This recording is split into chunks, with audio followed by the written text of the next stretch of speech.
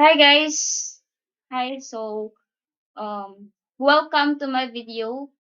And today we were going to make the step by step when making a sketch plan using the manual boundary plotter and the RORYVF file. So firstly, I will introduce myself. My name is Dariene Galon. I'm a second year geodetic engineering student at the University of Science and Technology of Southern Philippines. So without further ado, let's start our making of sketch plan. So first, we have here the AutoCAD and the files needed for our sketch plan. The manual boundary plotter, the picture of the V-37, and wait, and this one. So the manual boundary plotter is already in its program to compute the bearings and the distance. So you just need to input the technical description from the V-37 given here in the input column. This one. Then this reference of yours is the line column, which line you are going to input from the, or it's from the 1 or 1 to 2.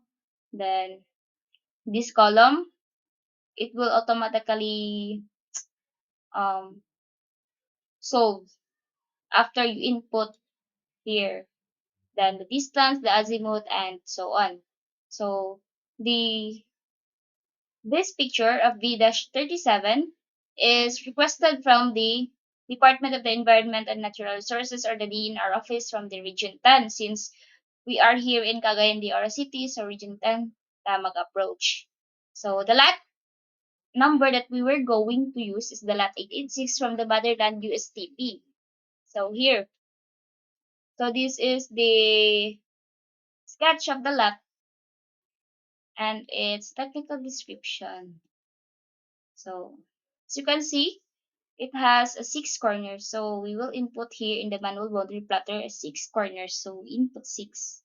Then after, let's start to input all um the distance and the bearings of the every corner. So let's start here in the tie line, which is the northeast. This will be our guide northeast. So it is a 9. So you will input here 9. Then enter for its bearings, which is 64, 45.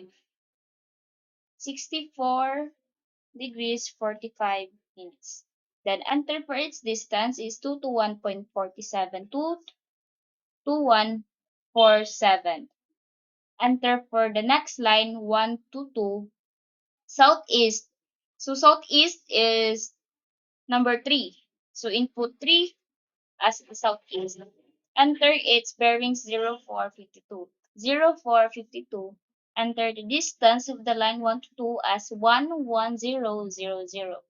So, follow those steps lang dayon sa pag-input here until mahuman nimo ang iyahang last corner or the sixth corner ni siya. After everything was being input, you go to the raw data. So here, highlight everything here, then copy. Then we will go to our CAD. So here, in the command box, you type PL or P-line. Then just paste what you have copied from the Excel file. So paste lang, Control V. So here, makita na ninyo, enter. Makita na niyo ang yang sketch sa lot. So ato siya i-compare from the V-37. So here, same lang. After this, we will upload the RORYVF file in here, AutoCAD. So in the command box, you type upload, enter. And then select a file what you will upload. So here the RORYVF file. Upload lang siya, ay i-load lang siya. Load, then sa ubos na siya'y nakastate nga successfully loaded. So close na lang dayon. So after na kay successfully loaded naman, you command dd, enter. Then enter points or lines for the technical description. So p or points, enter. So specify the start point. So from the V-37, no, the start point is from here. So dili ta mag-start point. So follow lang ang every points of the letter. Then close, enter. Then from the command box, it states that annotate the traverse type yes or y. Enter dayon. Then specify the height of the annotation. So I am commonly using 5 for the text. So here nara nag-load lang siya. Then enter na siya. Then unit of distance is we are using meters or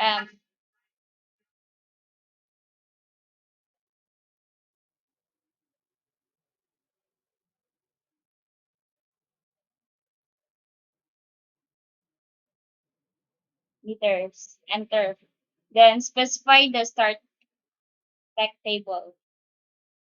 So select lang anywhere from your CAD asa ninyo ibutang ang inyong tag table. So click lang anywhere, then coordinates. So these are the results of the using the RORYVF file and the manual boundary plotter. So kani siya, kani na-forma na siya using the manual boundary plotter, and also mga ang technical description is using the RORYVF file. So mo na siya ang mga purpose kay if we will do like you will manually input everything like typing word by word, this one making a box, it will takes a lot of time and your effort. Then so the purpose of this is to make your work easier and faster. So as you can see, no, dali lang kayo. Here mo na ni siya. So next is kay the purpose of this video is making a sketch plan man. So we go to the other file of CAD. So this is a template of our sketch plan. So as you can see here, prepared na siya daan, but before explain lang nako ang para unsaon siya pag plaster sa sketch nga template. So copy lang everything nga ang result sa imuhang gibuhat sa manual boundary plotter and RORYVF file. Copy lang, control copy, and then balik ka dire abay sa imuhang template sa sketch plan para dili siya matandog. Abay lang. So control V here. So nakita ninyo gamay siya kaayo pag compare nimo from its so scale lang, command scale para ma-adjust nimo yung kadak-on, then nanawa is na lang adjust sa imong kadak-on, depende nimo if unsa kadako imong like para sa imong sketch.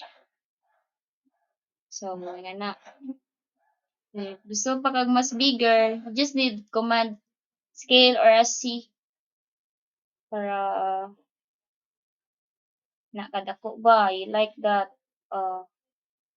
So here, then sa pag-plaster sa template niya is ang iyang technical description is always on the upper left of the template. Then its sketch of the lot is always under the technical description. So yung nga ang pag-plaster guys. Para maliyok siya, mabalhin siya inside of the template, just need to highlight what you will, what object you will move. So wait lang, save. So i-highlight lang na nimo. Then command move, enter. Then select point, then ana, move na nimo. So dili na ta magtanto kay I have already made this as the final output of the sketch plan. So